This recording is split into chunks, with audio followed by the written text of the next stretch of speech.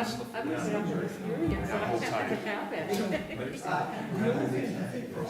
And there's one more change, which I'll tell you about later. Yes, yes. Boss? Hey, how are you? How are you? Well. Waiting for the storm. I was up on the board yesterday. You called me this morning. 27 inches of rain. The streets were flooded over. Only one column. I couldn't tell what the road was doing.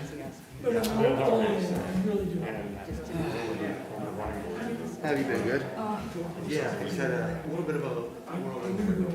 Hey, John, how are you? Now, is that storm? No, it was just another storm that came through Delaware. And in particular, for some reason, we were getting close to my son. It's good to see you. I had a doctor living there. I said, come on, we're going to go. Moved Oh, is that right? Oh, that's great. So I said, Like business, he's going for graduate or undergraduate? Okay. 10% or something. Oh, that's pretty exciting stuff. Yeah, he's excited. I mean, you know, like, it's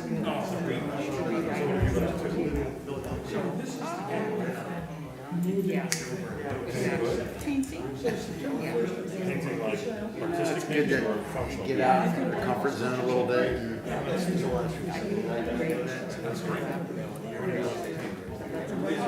I like to paint landscapes and portraits. I've taken this up since I retired, so I'm not very good yet, but I'm working on it. He's got meetings tonight, he's got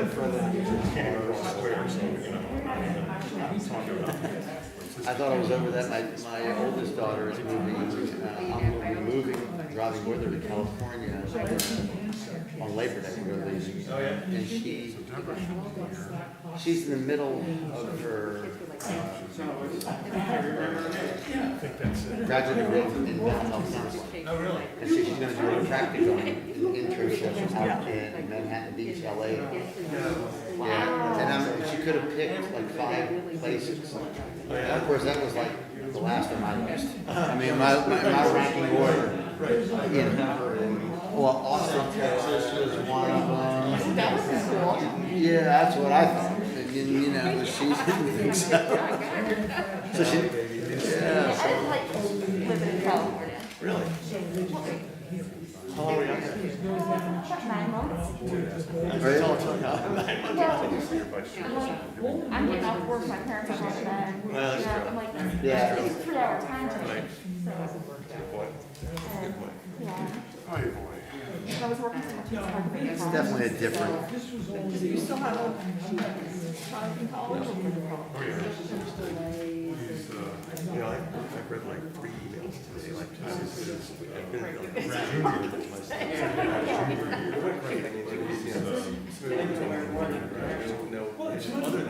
one of our parks was in a park down in Center City. I was there when we went.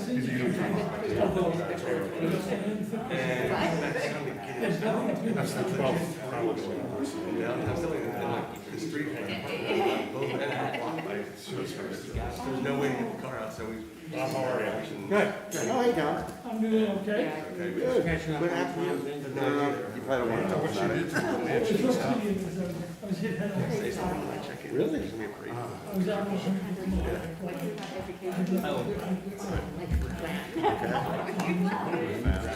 in Jersey. Yeah. Wait, while you were walking? And I was going to check, riding a bike is much safer. Well, I'm staying in New Jersey. you know, it's funny that you said that because I was driving through Lewes last night, 10:30, heading home. When I got to where Heirloom is and the crosswalks there, and gosh, I didn't hit anybody, but it was really hard to see this person walking across at night. And lo and behold, this morning, I get an email from Dick Ron, who says, hey, I've been concerned about the crosswalks in Lewes at night. They're not really lit at all. And it's really hard sometimes at night to see people walking across, especially when it's so funny. My daughter was in there. I'm glad I did.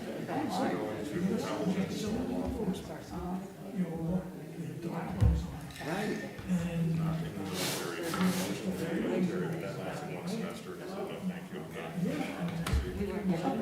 And were you, unfortunately, it was during the daylight? Somebody's coming in, wait till that person comes in and started. And it's funny. Good, but you? Timeline. Oh, here's that. Janelle, are we ready? The Okay. end of the month, the Google timeline, Okay, as soon as Deborah gets, and it shows the entire day. It shows the third line across. I have one edit to I have an edit to the minutes, but it's just, it's like a wrong word. It's not a, well, she left on the title too, which okay. that's fine. Good evening, ladies and gentlemen. It's 6:31. This is the regular monthly meeting of the Lewes Planning Commission. I have a couple of announcements to start. It's truly amazing. First, we do not have a quorum tonight to take up the matter of Fisher's Cove. Hence, it is being deferred to a special meeting on September 1st at 6 o'clock via Zoom or in this location. 3 commissioners will be excused from that meeting as they have recused themselves from consideration of that matter. That's Commissioner Ewalds, Stacy, and Heffernan.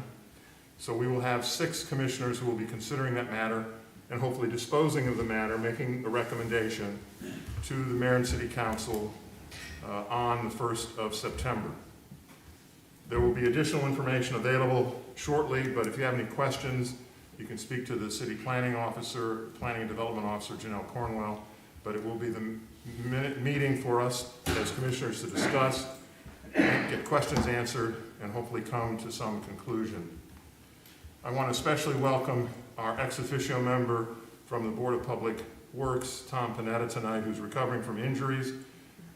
Whatever story he tells you, I just want you to know he thought he was Evel Knievel and could take on a car while he was walking on the road.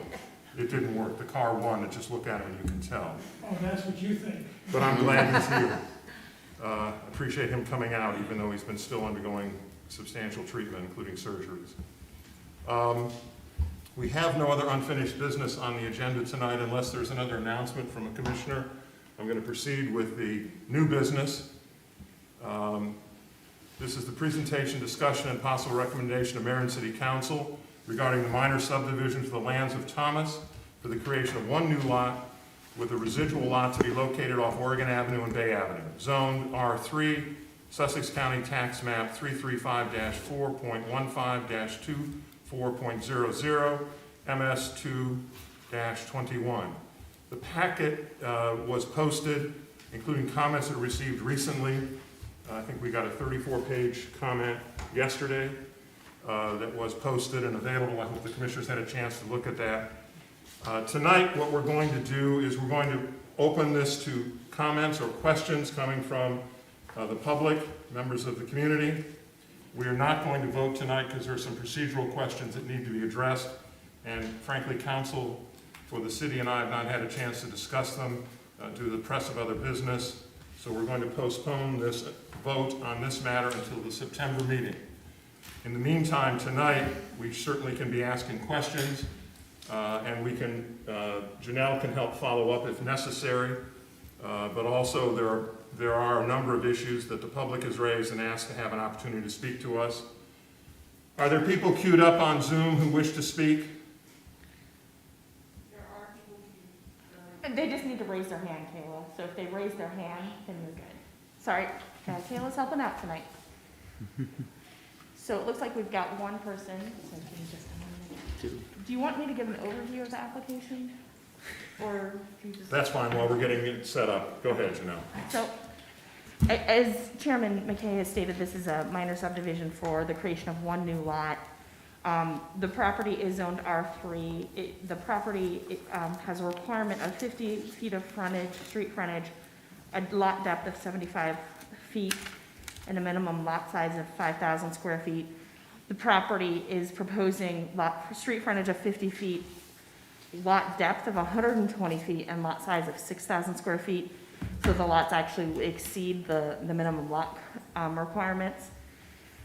They are located in the floodplain, so any development will have to be dealt with. If it's successful, buildings will have to comply with the flood requirements.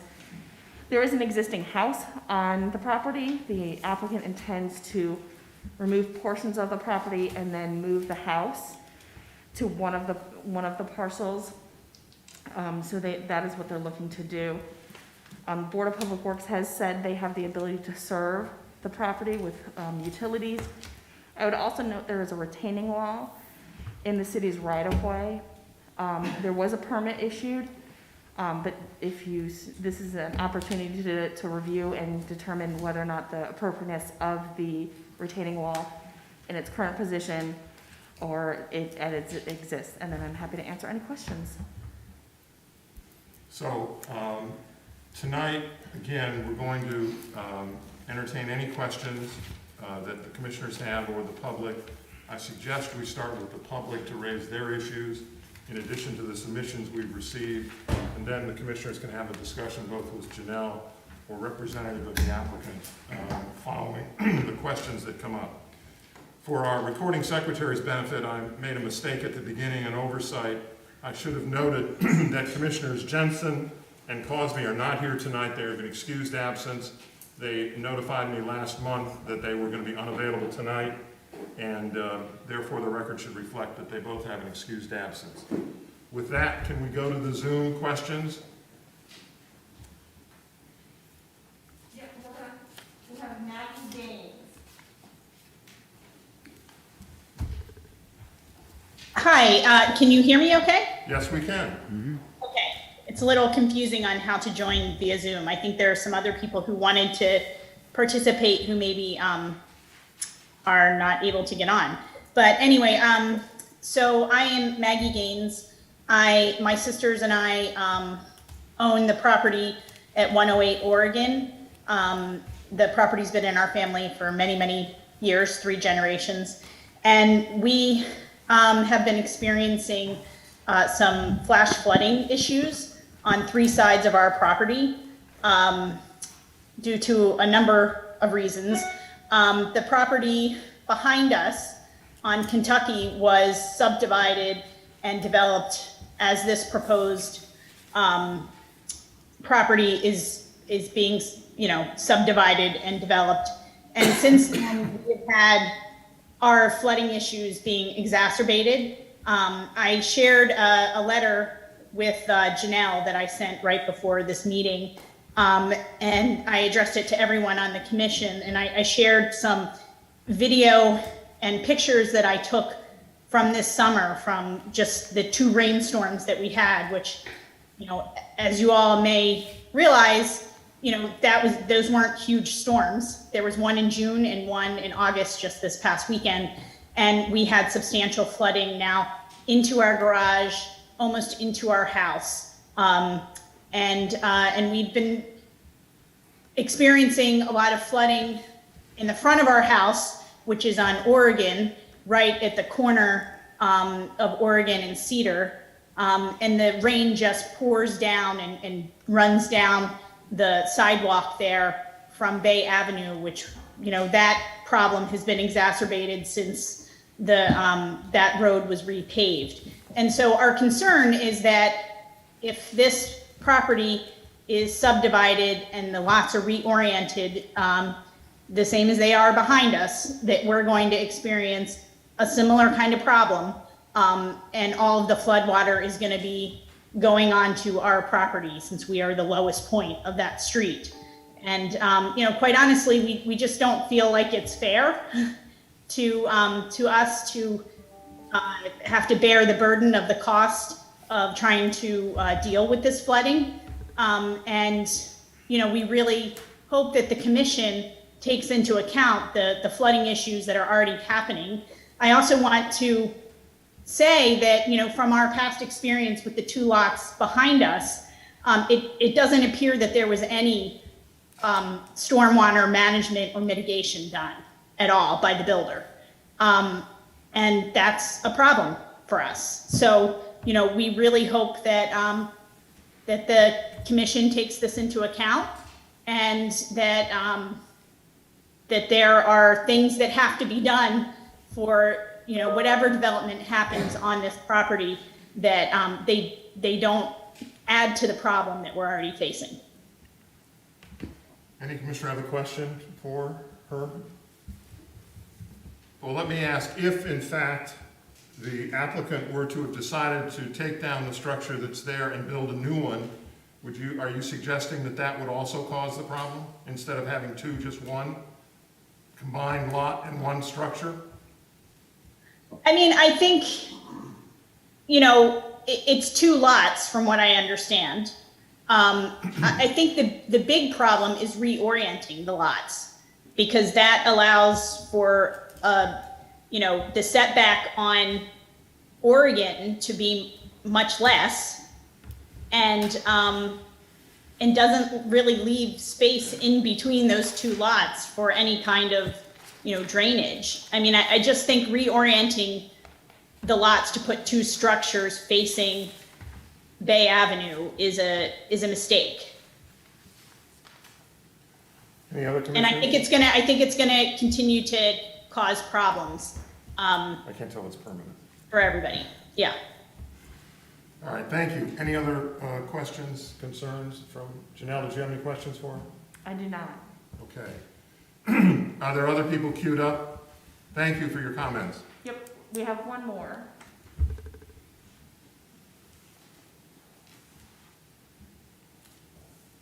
Looks like Matt Larmore.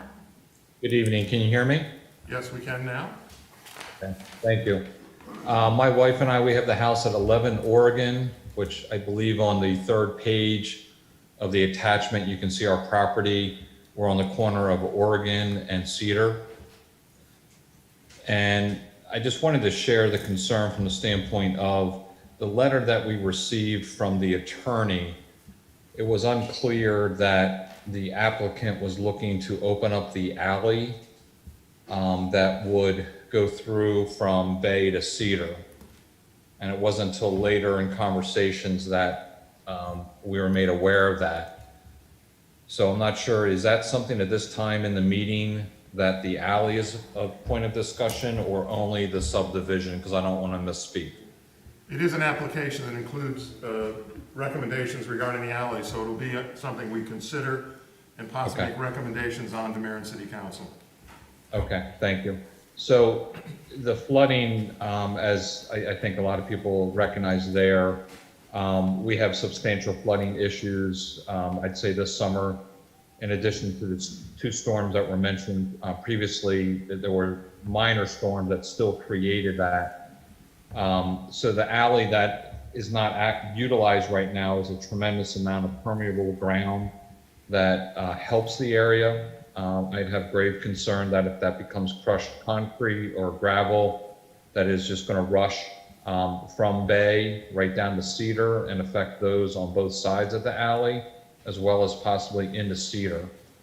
But from a safety standpoint, having children that are driving now, if someone's coming out of that new alley, if it's accessed onto Cedar, since that alley has been, I would assume based on the size of the trees that are established in that, it's probably 50 to 60 years since that alley has been utilized, that there be serious safety concern from driving, bicycles, runners, and walkers.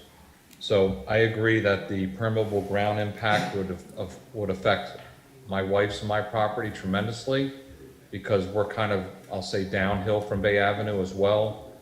But the concern of the alley being opened up and accessed would exacerbate that stormwater rushing. But my bigger concern, or as big of a concern, is the safety of people driving on the Cedar from an area that has been not accessed for decades. That's all I have to share, and thank you for the time. Any questions from a commissioner? Yes, I have a question about the alley. Is the alley part of the original subdivision? Is it actually on a plat or on a, It's a A paper document? alley that currently exists. It is city right-of-way. oh, okay. So the alley does exist on paper. I don't know the status of it being opened. That was not submitted as part of the subdivision application. And that would be a different process to get access off the alley. I wasn't aware of the alley was part of the discussion. Excuse me, you have to identify yourself, you're gonna make a comment. I'm William I need you to go to Thomas. the mic, please, the podium, if you're gonna speak, and just state your name for the record, please. William Thomas, I'm the owner of 109 Oregon. The plan was to save the small house, right, that's the original home there, move it to the interior lot, and then all that we would need from the alley was just enough access to get to the house.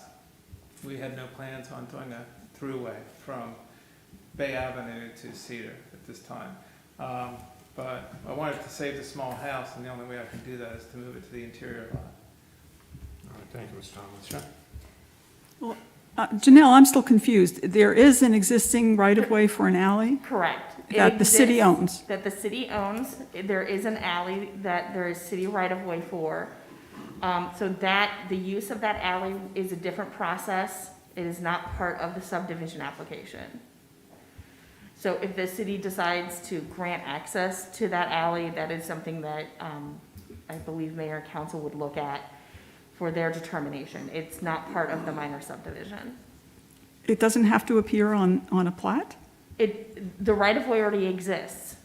The right-of-way exists. If you look at the parcel lines, you see the right-of-way there, so it does exist. Give me a minute, I can try and bring it up, Okay. okay? Give me just a minute. Madam Commissioner, Brian Hobbs. I live at 108 New Jersey.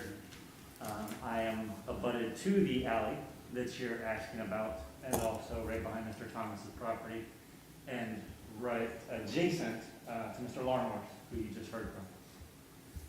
The alley is something that has lots of vegetation. It has historically been not something that people nor vehicular traffic travels through. There are full-size trees in said alley. So this would be an unprecedented step to completely, perhaps not completely, but somewhat pave over or make a currently unused alley into more of a thoroughfare, either for vehicular or pedestrian traffic. That unprecedented step from our position at 108 New Jersey, my wife and I, is one of the main issues to which we would object, strenuously in fact, taking the existing alleyways and turning them into something that they were perhaps long ago meant for, but for many decades have not been used for that. You heard Mr. Thomas suggest that this would be used for vehicular access to get into the side of this lot. So that really changes fundamentally this block into something that it has never been. And what you heard from Ms. Gaines suggests the precedence is when you take a lot and subdivide it and add two big or small houses to it, you don't properly manage the stormwater, the neighbors are going to suffer. And we hope that does not happen to this block as it did to the block that Ms. Gaines mentioned.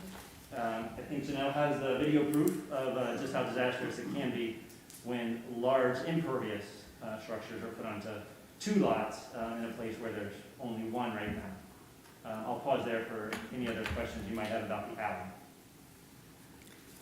Again, so on the screen, the center, you can kind of see the yellow, the light yellow is the zoning map, and it follows the property lines. And you can see down the center, I think the cursor is right there. That is the existing right-of-way for that alley that does exist. It belongs to the city. So it's the city's right-of-way. So again, that is not part of this minor subdivision. That is a separate request. If access is to be, is requested, that will go to mayor and council for their determination as to whether or not to grant access off the alley. So that alley right-of-way is adjacent to this property? Yes. Okay. It runs down from Bay to Cedar. Okay. I had an additional question about the alleys.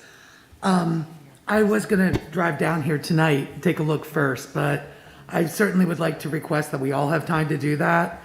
I know that some of those alleyways, a car can get through, and then others are literally just grown over with old blackberry bushes or whatever it may be.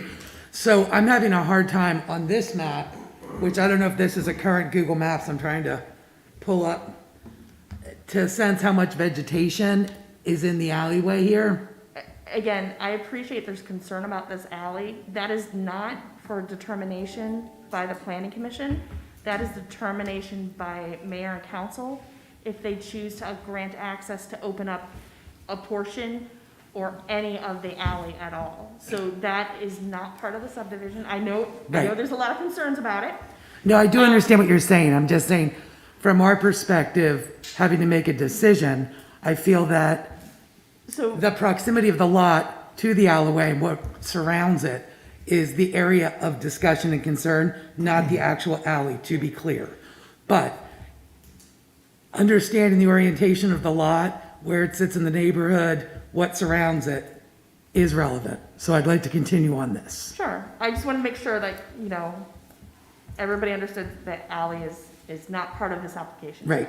tonight. Regarding- And for the public's benefit, if this is recommended for approval, or if it is eventually approved by city council, that approval will not approve any use of the alley in any way, shape, or form. That will, like Janelle said, be the subject of a separate application that mayor and city council will decide on. And they may refer it to you if they get that request for a recommendation.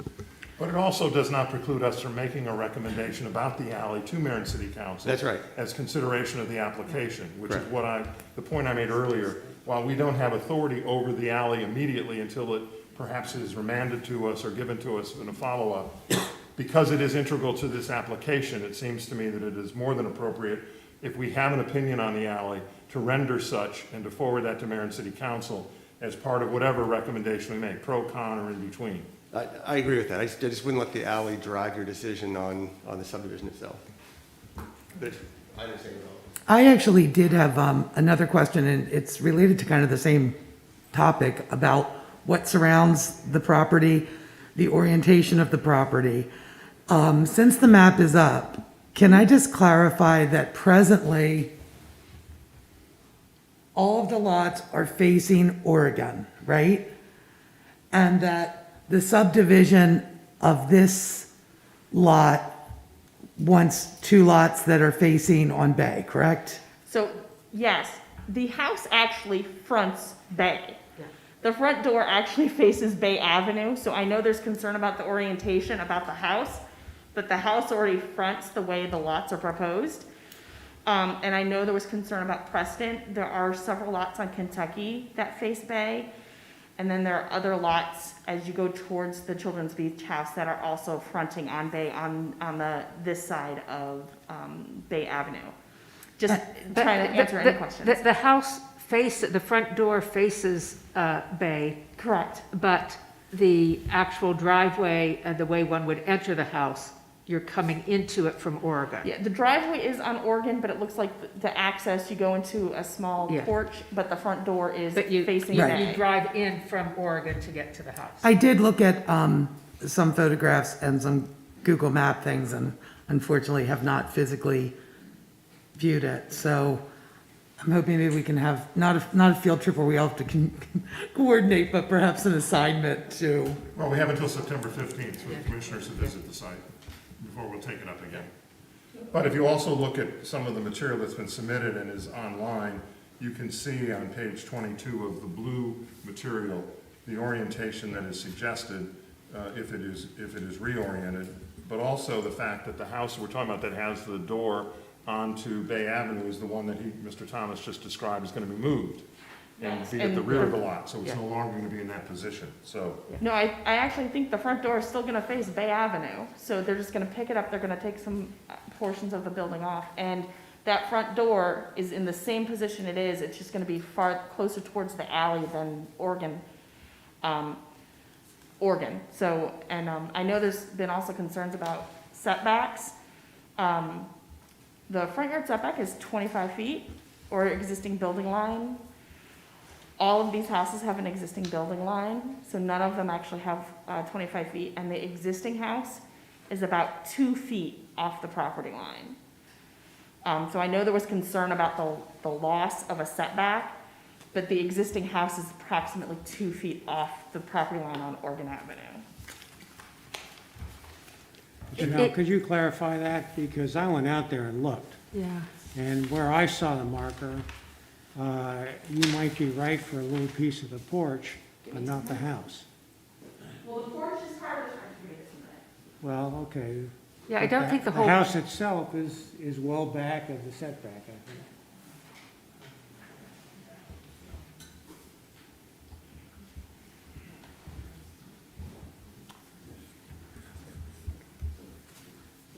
Sorry about that. So actually, the porch is part of the main structure of the house because it is attached, which means it's the house itself. And that property line and the edge of the house, because it might be a porch, but that is still the house, from a structural point, is about, I want to say about 2 feet or less off the property line. Off which Okay, property? so- The side property line off of Oregon. Okay. You see the rectangle with the X on it? That is part of the house. And right where those numbers are, that's the property line. So I just want to make sure that's 2 clear for feet everybody. inside of. But that, the X is the carport, which isn't shown in the, after the move. Right, they will be removing that, Right. yes, to meet setbacks. And I just need you to be closer to the mic. Yes, I just have a question about that. Janelle, the way you're describing it makes it seem like, and I'm just looking for validation, can you please describe which side technically is the front of the lot being shown? Both of them. This is a corner lot. It has a frontage, so the property fronts on both Bay Avenue and Oregon. And based on our lots, the front yard setback would be taken off of Bay Avenue because it's the shorter of the lots. Okay, I think there was a lot to unpack right there. This is an Oregon address, is that correct? Correct, but it also fronts on Bay, so it's a corner lot. So it has 2 front yards. Okay, got it. So it has a front yard off of Bay Avenue and a front yard off of Oregon Avenue. And it looks like the larger, the main, like, which typically would have been a 25-foot front yard setback again, which is where your house is, looks like they took that off of Bay originally and made the side yard off of Oregon. I hope that helps everybody. Actually, it confused me a little bit. Okay. If we looked at that lot right now and there was nothing on it, what would you say was the front, Well, where 25 feet would come off? it Is has it Oregon or two. is it Bay? And I'm talking about before any subdivision, et cetera, which is considered by the city to be the front. Both. It's a corner front. It's a corner lot, so it has 2 front yards. So in this case, they would both actually have to have a 25-foot front yard setback, They would both have 25 feet setbacks. unless you could do the existing building line. In this case, that would happen in this area. So for example, if that was an unimproved lot and there was no request to subdivide or anything, and somebody walked into the building official's office with a plan to build a home, they That's could my build it question. facing Bay or build it facing Oregon without any say-so by the planning commission. Okay. All right. Thank you. Any other questions? Yeah, I had, So, I just want to bring up the concern about flooding. We all know there's been a lot of discussion on the beach side of the fact that most of these streets do not have sewer or stormwater systems. And the Lewes Executive Committee on Resiliency is trying to address flooding.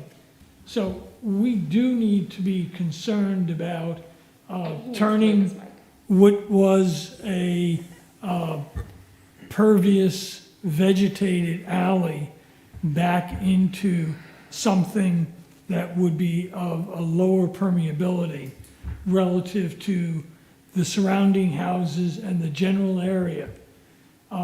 So I understand it's a separate application, but it is something that should be considered because in the long term, we are gonna have, and we are gonna have more flooding in the area. And that's from Nancy, did BPW's you have another position. Yeah, question? I had a question. I think this is for Janelle. Okay. And I did go and visit the site, but and I haven't done these calculations, and I just want to make sure I do them correctly. So if we look at the lot as it is right now without being subdivided, and you calculate what amount is permitted to be non-permeable, so the 50% and 65%. And if you calculated that and you came out with the number of square feet that can be non-permeable, and we did that again for the total number of square feet that would be permitted to be non-permeable after a subdivision, what's the difference between those two numbers? Honestly, that's gonna depend on the square footage of the house. No, but assuming people, Because I'm saying, so if you in build the both same cases, square- just assume that people are building to the max. And I realize one can Oh. choose to build well under that, but the possibility is that one could build to it, so. Again, based on the code, they can both, currently, the house can occupy half of the lot. Yeah. Or up to 50% of the lot coverage, I apologize, 50% of the lot coverage, because it has its setbacks, so it will have to comply with those. And then, with sidewalks, depending on what the driveway is constructed out of, so if it's gravel, it does not count. So if it's concrete or pavement, the sidewalk and that would count, and that could go up to 65%. So it sounds like. So the question is, when you I- cut it in half, okay? It and- probably goes up slightly, but I can't get you the number because it actually could come down depending on the square footage of the house, because But currently there's a I'm lot of I'm not dealing with any actual house at this point. can I'm I- dealing with what would be permitted. yeah, So, they would both, the house could occupy 50% and the total would be 65% for lot coverage on one lot or two lots. And I just can't, I'm not comfortable providing a max like number uh-huh. because that changes dramatically on how things are constructed. But you are saying it would be a higher number after it was Can I divided? interject for just a Potentially. second? Pardon? I want to hear your answer. Potentially. Potentially, okay. I understand it's all potential in terms of what someone actually builds, but Yeah. I'm talking about what would be permitted. Okay. Excuse me, my name is John Sergovic. I'm an attorney. I represent the Thomases in this application. And there is an ordinance, and I don't know exactly what, and I know that it's under revision, but there's an ordinance that directs exactly. Can you talk a little bit more into the mic, Okay. please? I I'm sorry. apologize. There you go. there is an ordinance, I don't have the citation, in the city code, and I think it's under reconsideration right now, that regulates building, particularly in this area, with respect to how much impervious area you can have and how much you can't. So, I mean, this is an esoteric discussion, but we're talking about something that's already on the code books of the city of Lewes. So, I understand that. So all we're asking the commission to do is to follow the law. And I can remind the commission that in 2018, this identical application was approved. And with all due respect, there are certain rights of property owners that they get to choose, you know, where they want to orient their front door. It's not something that commissions really have any say-so in. It's a matter of private property ownership and respecting those ownership rights. And while I'm up, I'd like to hand Janelle the certified mail copies. Thanks. And we do have these electronically, so. This is the certified mail notification to residents within 100 feet of the property in question, that the applicant was required to send out a certified mail to notify them of the pending matter. And now we have the return receipts from the Correct. certified mailing. Thank you, Ms. Servitt. I have another question. Go ahead. Janelle. Janelle, is this property within the excellent recharge area? It is, so if we were going by the existing code, the lot coverage would be 20%. But there is a current moratorium in place that prohibits the enforcement of that code. So depending on what happens, because the moratorium will expire, and depending on what the code will, I expect the lot coverage to come down based on current code is 20%, and that goes for everybody who's in the excellent recharge area. And the proposed code, the original draft ordinance actually had it coming down with some best management practices, but again, that's on hold. They're looking at reworking that. Are there other members of the public in the audience that would like to raise any issues? Please come to the mic.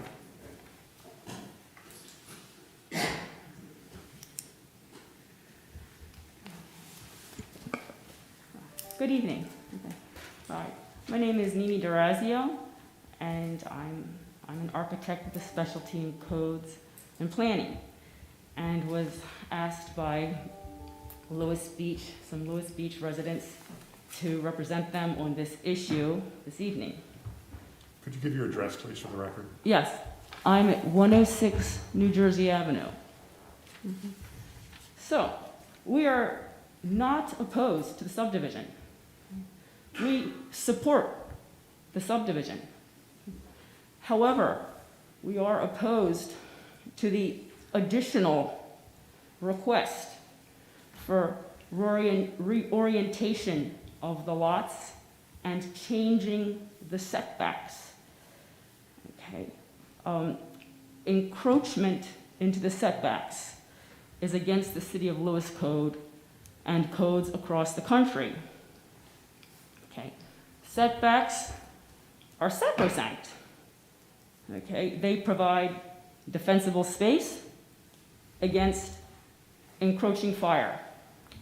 They provide safety to see oncoming traffic, not 5 Main. They provide protection of natural resources, storm and flood water uptake. They provide access to light and air. They protect open space. So setbacks are sacrosanct across the country. Now, the proposal as submitted allows for 68% encroachment. The length of the combined lots, okay, on one side, and 53% encroachment, the length of the lots on the other side, the long 120 feet length, okay? Now, what's encroaching? It's not a fence. It's not a pole. It's not a shed. It's not a little access way, okay? Passing this as written would allow, okay, a 30-foot high, 80-foot long sidewalk running down the back of 2 lots, okay? Now, allowed to be, okay, 17 feet closer, okay? That's more than your entire backyard setback, okay, on Oregon, and allowed to be 7 feet closer, okay, in the rear yard, okay? That's 1 foot less than your entire side yard, okay? That's quite exceptional, okay? Almost a taking, okay? The main point is it violates the code, okay? The subdivision does not. The subdivision with the reorientation and changing the setbacks violates the code, okay? The codes exist to protect us. Following them protects us from liability. Okay, so to recap, we're not opposed to subdivision. We welcome it, okay?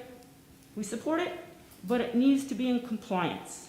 You may easily subdivide your property in 2 lots, keep your historic home there, and have proper access from your own property from one of the 2 abutting streets. Okay?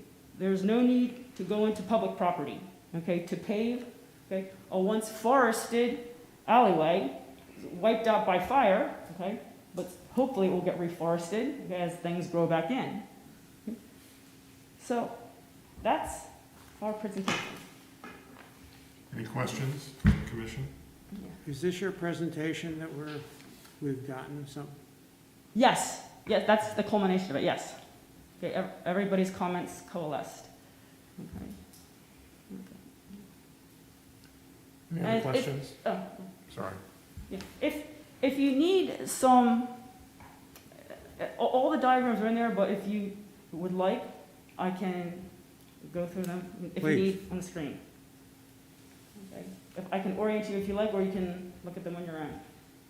No, let's do it. Can you put them up? Yeah. Oh, give me a minute.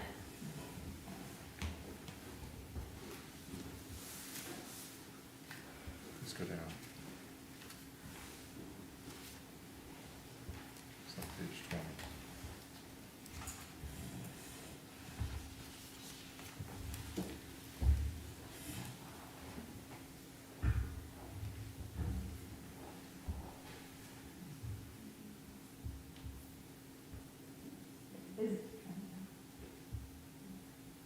Is there like a clicker?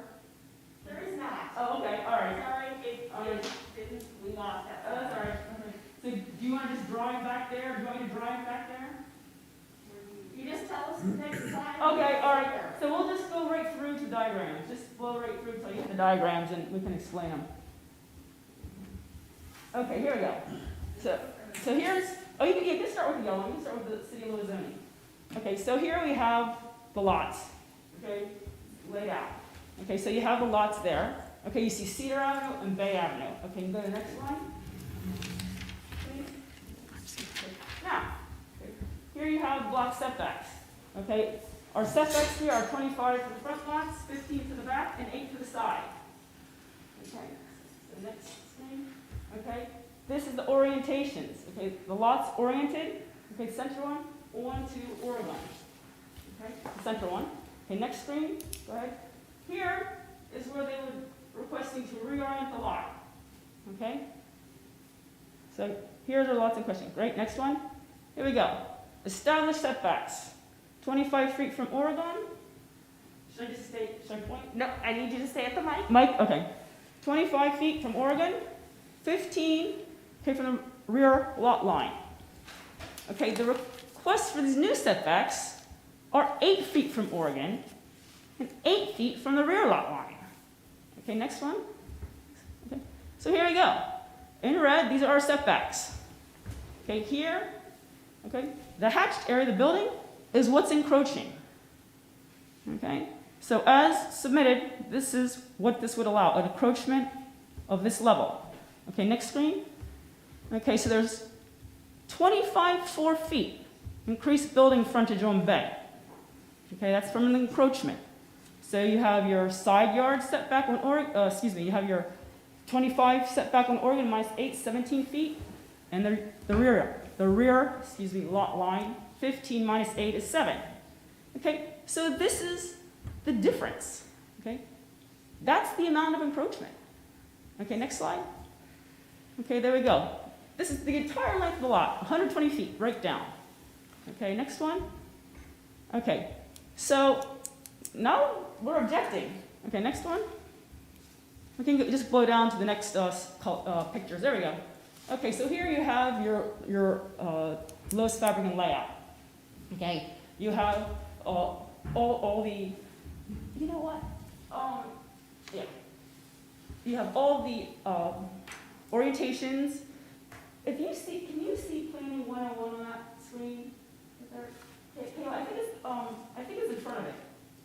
Kayla, I think it's the one right before this, so they can understand. Page 17. Yeah, great, thank you. Okay, so this is how Lewes and every neighborhood's laid out across the country. Do you maintain neighborhood character, okay, proper house orientation? Facades look at facades to enhance the streetscape. Facades are set back to enhance the streetscape. Backyards cohesive for open space, privacy, and stormwater uptake. Sides of houses are coincident. And you see, thank you. Yeah, you can just go to the next one. You see here, the plan of Lewes has provided for that. The orientations, okay, are in the blue arrows, and then the center of the open space, or the setbacks from the backyards, 15 feet, providing the open space. Okay, next one, Kayla. Thanks. Okay, same thing. Okay, continuing the neighborhood, going along the beach between Cedar and Bay. Okay, next one, please. Okay, continue on. Okay, up toward the yacht club, larger blocks. Okay, continue on, please. Okay, here we go. Blocking question. Okay, next one, please. Here we go. So now, this reorientation, we're going to blow through the block. Okay, and bust it up. And those little blue arrows, the little houses in Oregon, look at this 80, if allowed, could look at, this is what would be allowed, 80-foot wall running down the street. Okay, so next one, please. Okay, so now this non-compliant reorientation violates all the principles. Okay, besides not being code compliant, it's violating all the basic principles. Okay, next one, please. Okay, so you can just go next one. Okay, we'll do visualizations. So this is just reiterating what I said. Okay, you've got a monolith running down the road. Okay, next one, please. Next one, please. Next one. Okay, so, great. So basically, we are in support of the subdivision. Put 2 houses there, save your historic house, build the new one, but we need it to be in compliance, that's all. Okay. So, other questions? Any questions? I just need you at the mic Oh, sorry, thank you. and reiterate your name, because just for the record. for Will do, us. thanks, Janelle. Brian Hobbs, 108, New Jersey. If you wouldn't mind going back to slide 22, I think. And I'm trying to respond to council here, who made a good point about what happened in 2018. The Planning Commission did approve this. I would commend to the Planning Commission that this exact orientation that is represented on this slide in red has occurred since 2018, 1 block over. And you can see for yourself, Ms. Gaines has submitted video and photographic evidence of what is currently happening as a result of 2 large improved structures commensurate with the red diagrams here being constructed 1 block over. Ms. Gaines is still on the call and can answer any questions about the direct impact to her house as a result of allowing this type of orientation and the construction of the 80-foot by 34-foot home that Mr. Razio mentioned. So it's not to say that the Thomases will do what is represented in red, but rather the Planning Commission can in fact consider what can happen with the direct evidence that has been submitted by the public. And I think a tour on a rainy day would go a long way. And I'll pause here for any questions. Well, if there's video evidence, could we have that submitted to Janelle? I think we have, Janelle, can you comment on what It you got back? emailed to me at 5:50 tonight, so I was not able to get it out to anybody. It did make it before the public meeting. Okay. I will email it to everybody tomorrow and make sure it gets on the website. Thank you. Any other questions? Well, All right. I have one. Is this not a leased property? How does, maybe this is a Glenn question, but I think. I all need to these talk to properties the on- mic, Mr. Hefner. Sorry. I'm sorry. Thank you. I think all the properties on Lewes Beach are leased in one fashion or another. How is that generally treated?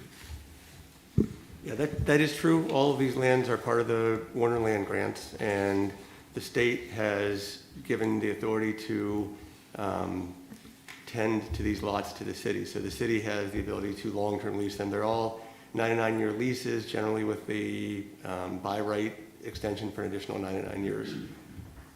But they ultimately the underlying land is ultimately not owned in fee simple by the owners, although it's treated in almost every respect as if it is. Does the city have any rights in this?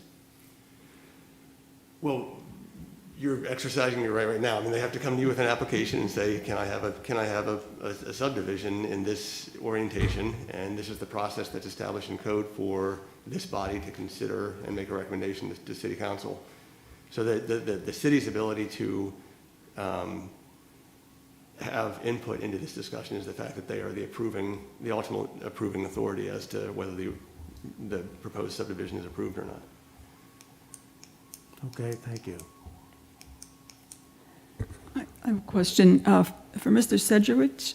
I'm not sure I said your name correctly, but can you tell me why the lots couldn't be oriented to Oregon to maintain the pattern of the neighborhood?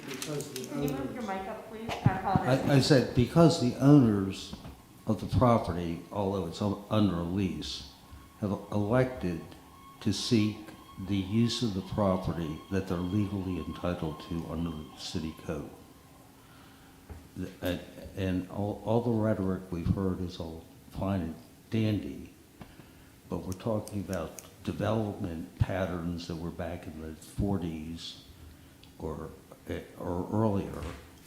And the city code, as Janelle said, the application is in full compliance with the setback requirements allowed in the city code, and the owner has the right legally to determine how he wants or she wants to orientate the property. And again, the setbacks in the reorientation are in compliance with the code, so that our clients are only seeking what they're legally entitled to under the code. And there are no code sections that I'm aware of that allows the commission to determine how a property owner wants to orientate their homes. Well, And what I again, was, the only power the commission has is to comply with the law.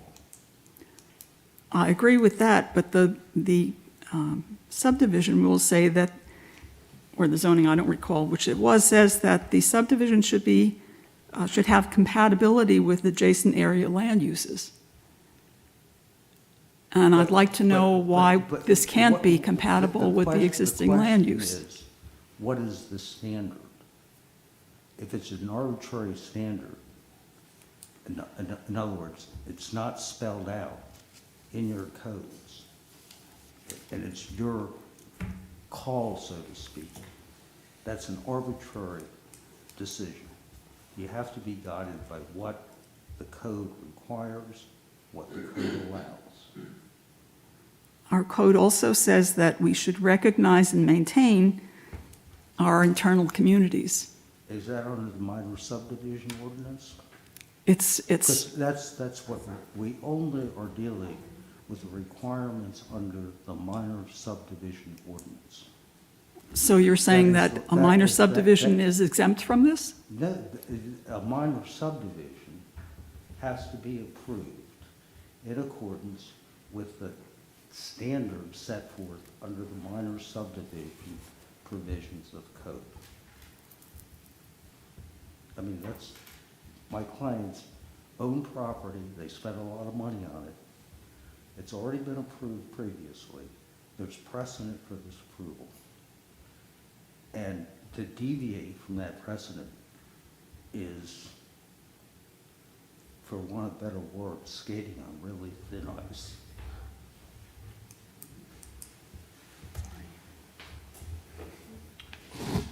Come, please. I believe Mrs. Gaines has had her hand up for a while. If you're gonna start going back Yeah, that's to fine. people, you might wanna go to her first. So, Ms. Gaines, if you just want to unmute yourself, you're good to go. Yeah, I just, wanted to sort of follow up on that train of thought of the reorienting the lots. And, I'm not a lawyer, but I do think that there is a difference between subdividing and keeping the lot within how the design of the neighborhood is and reorienting it. I mean, that is a complete change. Also, the alleyway and the precedent that we're also talking about, the alley behind my home on Oregon, that alley has always been in use, for 80 years. That's how we get to our driveway. It's how our neighbor gets to their driveway. The alleyway between Oregon and New Jersey has never been accessed. My family's been there, like I said, for 80 years. It was never an access point. So, you can say that things have changed since, the 1940s, but, again, as we've been dealing with these issues of stormwater management, it really doesn't seem like it's a wise decision for the city to be allowing these kinds of lot reorientations, because if you do it here, you're likely to find that other people are going to ask to do it elsewhere. And then we are going to have a lot more potential problems where you need to get access to those properties, and a lot of these undeveloped alleyways, which, by the way, as far as I know, I think there are only 3 or possibly 4 developed alleyways along the entire beach.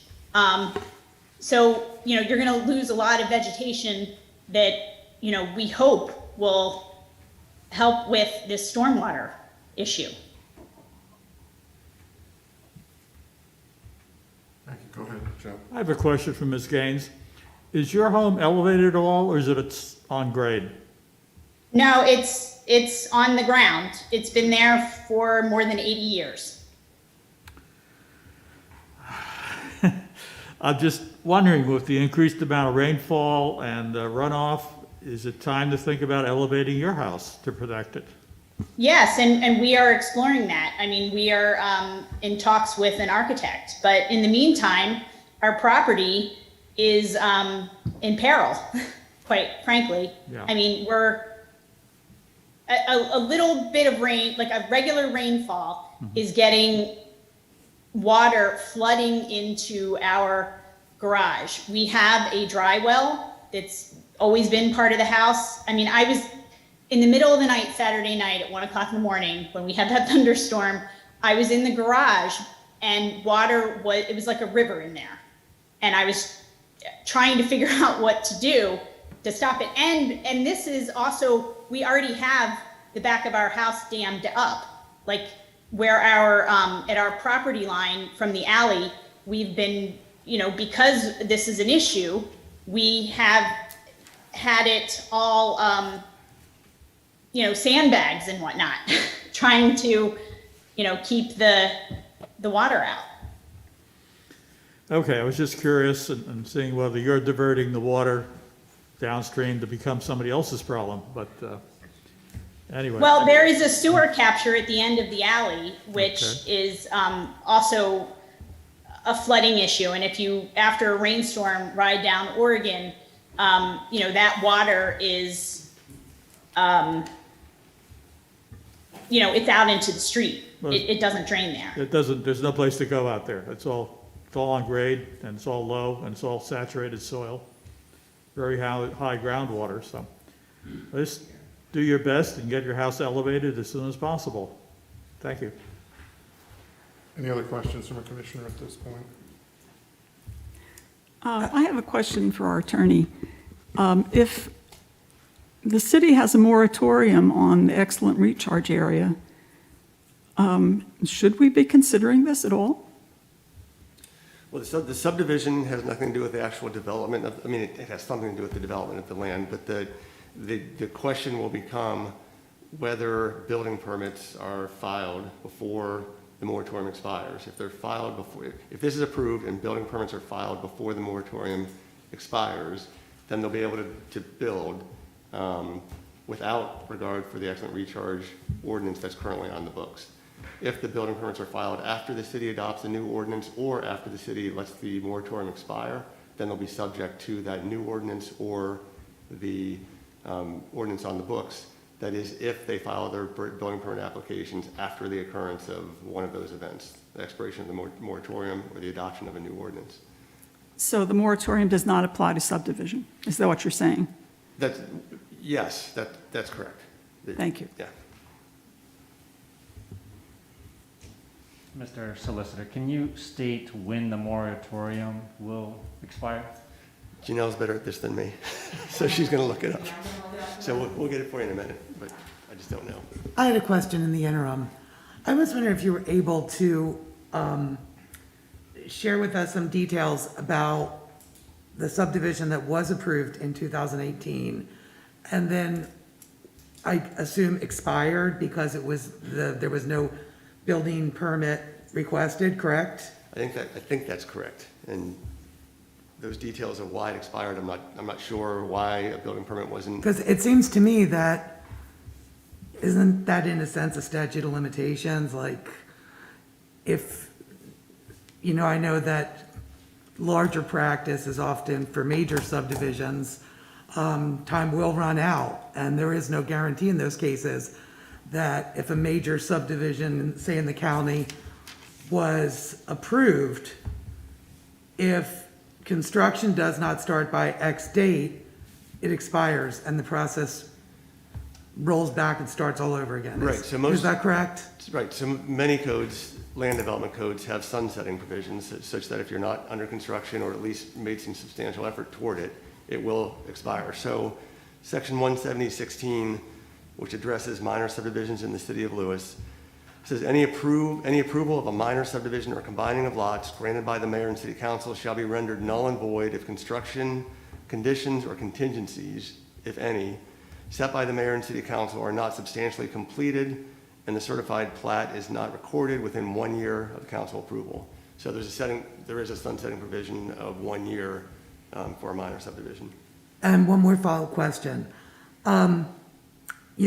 So we do not have any of the 2018 city council members still sitting. And The mayor. Well, the mayor, who's the tiebreaker often.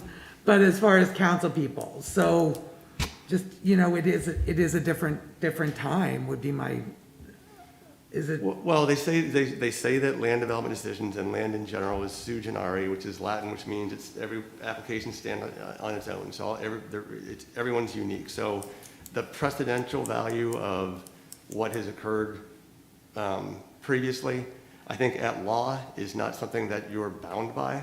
Now, you certainly get held to your decisions by members of the public or applicants because it's something you've done in the past. But as a matter of law, generally, those sorts of decisions are not binding precedent on you. Thank you. Frankly, that's why the application's before us. And the moratorium is November 16th is when it expires. Sorry, November 16 of This year. this year? This year. Okay. All right, Mr. Sergovic, do you, other than your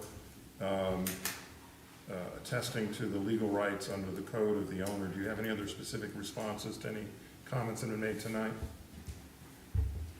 And I agree with Mr. Mandalis that there is no binding precedent such as a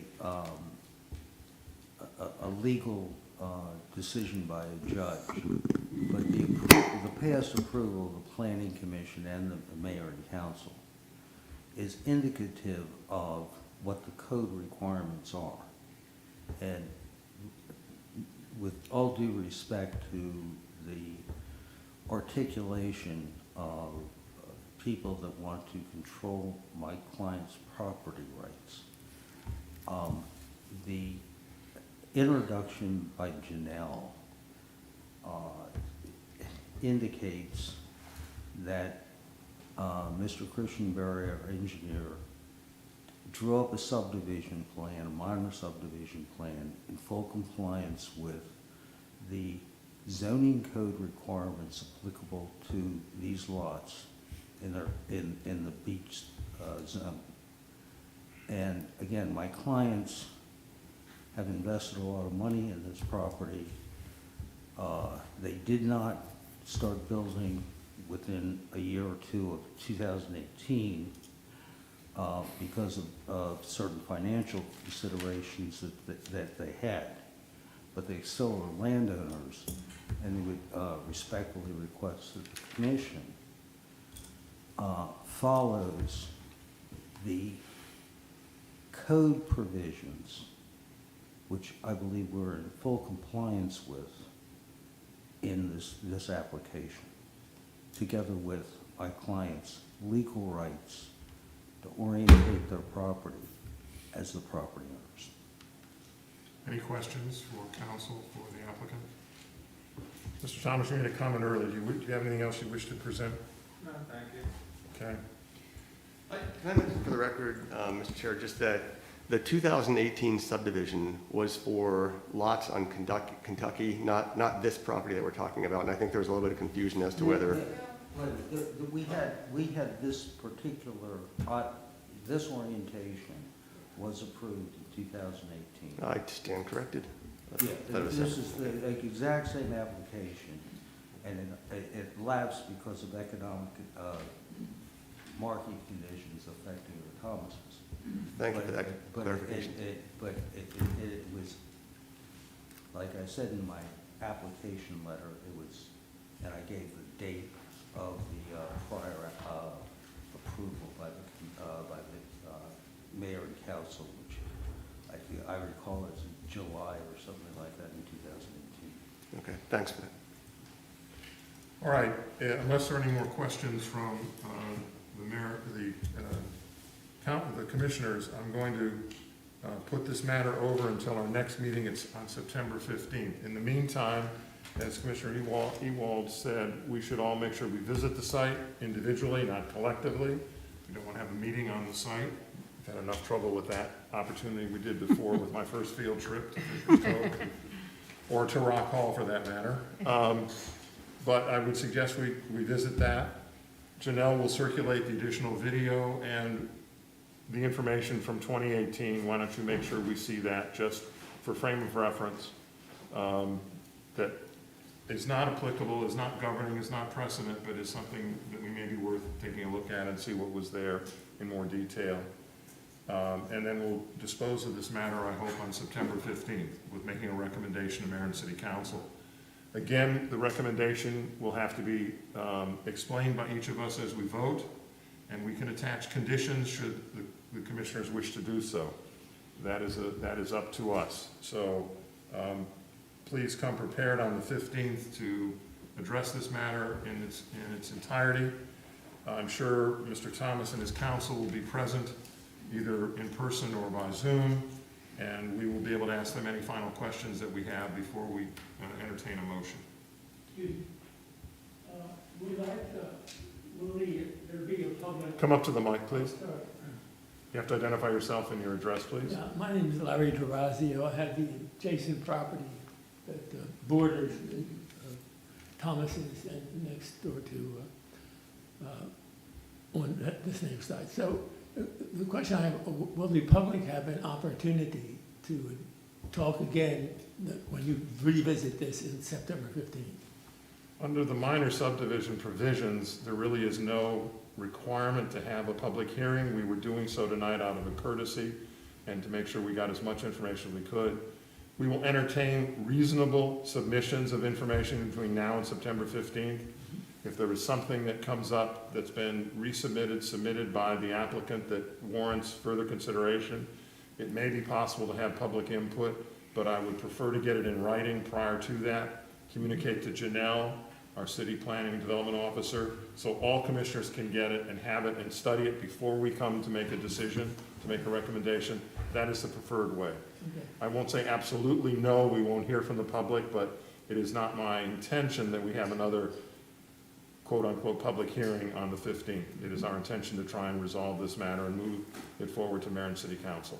Okay. So based on your request, can I ask that if you're gonna let people submit, that it gets to me by noon on the 15th, so I can get it to the planning commission members, so they've got a couple of hours to No, review it? no. Please? No, it's got to get to us. The 15th is a Wednesday, so I want it by noon on Monday.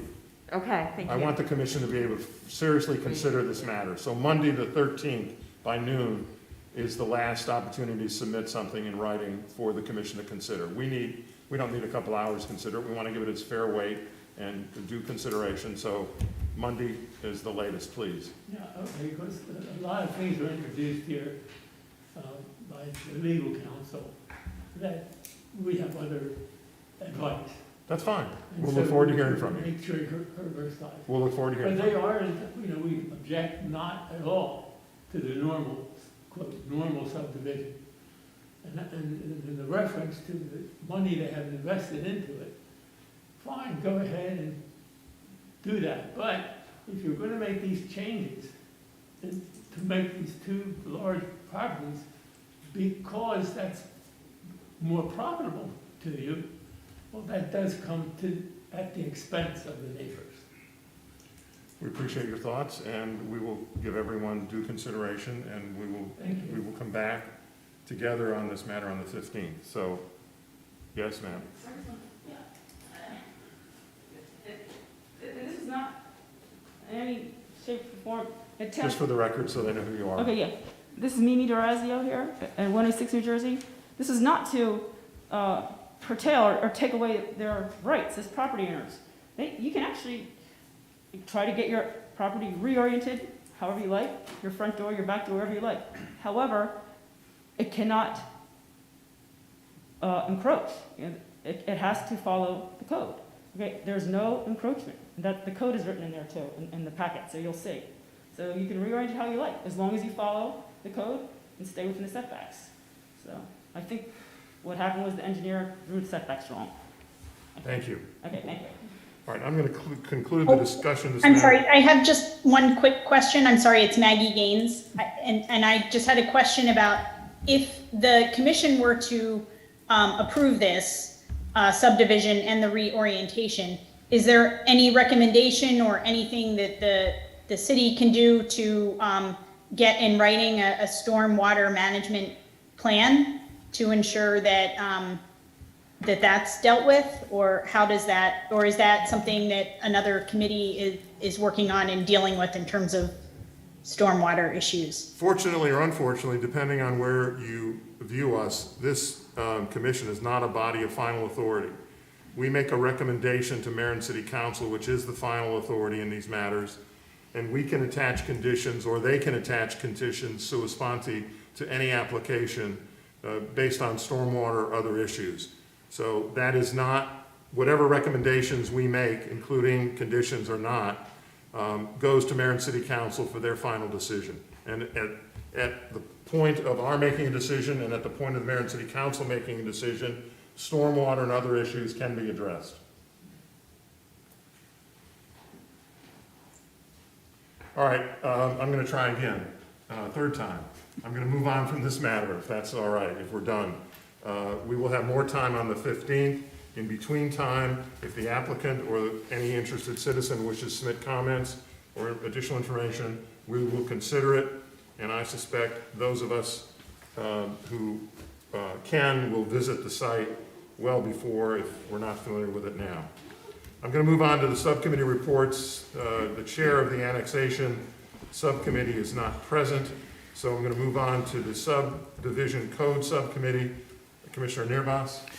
We had to reschedule a previous meeting due to scheduling conflicts. We'll meet again this Friday, and we'll have a better update on the 1st, if it's on the agenda, or the next meeting. No, it'll be the 15th. 15th. All right. Floodplain Subcommittee. Well, I had thought that the draft was going to come before the commission again at this hearing, but I assume now it will go to the next It will go to September. the next one. During the agenda meeting, there was a discussion that the Executive Committee on Resiliency is getting some floodplain education, and there was thought that maybe wait until after that, just in case there were ideas that came from the commission to make sure everything was addressed, so you're doing it once. But it will be on the September one. So speaking of the executive subcommittee, or the executive committee, pardon me, on resiliency, Councilperson Saliba was going to give us an update. Yes, so we have now met twice, the committee. We are in the process of hearing from various experts that have been arranged from the University of Delaware as well as DENREC. We're meeting bi-monthly, and at this point, we're continuing to gather information from the various experts, of which I just referenced. I do think that the time frame here thus far appears to be approximately 6 months. That's what's been discussed lately. Obviously, this is all subject to change. However, I can report, and I think Mr. Burnett will hopefully agree, that thus far it's been very informative, collegial, and there's just a lot of stakeholders involved, and there's a lot of information to gather as we move forward. Tom, do you have anything to add? I concur. Yeah. I would just say to the public, these meetings are open. They're on Tuesdays at 4 o'clock. You can Zoom in, and because the presenters come, as Councilperson Saliba suggested, from various resources, there are a lot of people that Zoom on the meeting because they're not in Lewes and they are calling from their offices in Dover or elsewhere. So I invite the public to join in and listen. It is not an opportunity for the public to participate in the discussion, but so far most of what we've been doing, as the councilperson just said, was listening to the experts. In my frame of reference, having been to the previous water workshops, this in my mind is water workshop 4. We're going back over a lot of the ground that indeed some of these same experts have testified before us about, and for which we've had as many as 200 people attend water workshops at one time. So it's an education process, but ultimately there are going to be recommendations forthcoming from this to the council and the mayor. And as the councilperson just said, that's probably 6 months away, if not longer. But the next meeting is next Tuesday at 4 o'clock. It's the second and fourth Tuesday of the month at 4 o'clock. So again, I invite anybody here, online or otherwise interested, to please join us. I think it's an informative and necessary step for the city to come together and how to address resiliency and related issues. Moving on then, thank you, Councilperson, for your report. Glenn, do you have anything else as city solicitor we need to be aware of? The other thing I was going to mention is that the Lewes Waterfront Preserve development agreement is fully, at least it's complete. I'm not sure there's actually been signed yet, but there is a complete development agreement for that one. And I felt like there was one other thing I wanted to mention, and it's slipping now. I don't recall. If I think of it, Chair, I'll ask for a minute, but I can't. All right. Joe, anything from H Park? Yeah, as a liaison for H Park, we're ongoing reviewing plans, including, as my wife describes it, the cute little blue house across the street from here. It was one of the projects we approved. And the only other thing I have to add is that DelDOT's having a new road bridge replacement workshop online at August 31st between 3:30 and 5:30. You might consider zooming in for DelDOT's show there. And if people drive down New Road, I know it's not in town, but Tower Hill work is progressing. And if people are curious about the entranceway, I have from the county website, the entranceway is on New Road, will be rebuilt, will be a traffic circle. If you want to see that, I have a copy of that. Thank you. And I think the DelDOT announcement about the hearing on the 31st, the public forum, suggested, correct me if I'm wrong, that construction was due to start in 23 or 24? It's a couple of years away yet. I didn't get down to the... I think they specified 23 or 24. There was a specific date in the announcement about when construction is going to be started, because that bridge is underwater at times and is deteriorating rapidly and was not helped by the massive movement of fill for another project, which dropped it down a couple inches. Yeah, and it's going to be elevated about over 7 feet from the existing waterway. And the last I saw was it's going to be 1,700 feet long. We're sloping the approaches up to there. Yes. So they're gonna start by City Hall and go all the way, no. It's- Almost. Janelle, anything else you want us to consider? Or Oh, we no, should I just know? wanted to make sure everybody's aware, the Joint Site Development Ad Hoc Review Committee is meeting August 26th at 10 in the morning. And then they're meeting again Tuesday, September 7th at 10 in the morning. There were originally 2 applications. One had a legal issue problem, so we had to make it a second meeting, but to review 2 site plans. And that's all I have. Thank you. Okay, is Anne Marie on the line with us? She is not. Okay, so I guess her report is complete. Glenn, did you happen to think of what other thought besides how to find tuition? Yeah, I just want to make everybody aware that I know there's been some questions about the interaction of the city code and a comp plan and how they interact together in the approval process. I am preparing a confidential memorandum that I hope to get out to you all soon to have a little bit of direction on that issue. Yeah, as we consider the Fisher's Cove next meeting on September 1st, that's an issue that's been raised by a number of people. There have been questions from commissioners, and our city solicitor has volunteered to give us, to opine on the relationship between the comp plan and the code for us to factor into our consideration of the Fisher's Cove and subsequent matters. I think it's particularly pertinent for the Fisher's Cove, and indeed we heard some of that tonight, citing comp plan versus code from persons pro and con to a particular application. So it is timely and it is important, and we will get the word from on high from our city solicitor. That's what he gets the big bucks for, guys. Come up with this. All right, unless there are any other reports, I'd like to move on to the minutes of the meeting of July 21st. Are there any changes or corrections? Melanie, I think you had one? No, I think it was Yeah. Nancy. Nancy, you had one? Yes, I have one on page 5, where it refers to my description of voting yes. It should be, has received approval from the relevant organizations, not the relative organizations. Okay. So it's just a minor typo. There is one other correction. I'm surprised Mr. Panetta did not pick it up. Our recording secretary should identify Mr. Panetta as an ex officio member. There are 4 ex officio members. He is here truly representing the Board of Public Works, but that's a statutorily provided ex officio position. As we note the others, our councilperson, mayor, and city manager, so should the ex officio designation be attached to his name at the introduction of the minutes. So with those 2 corrections, do I have a motion to approve the minutes as amended? I so move. Melanie was second. Second. Nancy seconds. Any discussion? If not, all in favor, say aye. Aye. Opposed, abstaining, motion, the minutes as amended are approved unanimously. Do I have a motion to adjourn? So moved. John Nearboth moves and Joe seconds. Any discussion? Well, what are we waiting for? All in favor, say aye. Aye. Thank you all very much. Appreciate it. Now, you know what, I will say, following up on, that I can discuss this because it's not in the city. We are still streaming, so Oh, this be is what you were careful. talking about. This is some educational material. I appreciate that. Okay, great. Nancy, can I have a Oh, it's moment? named after the waiting room.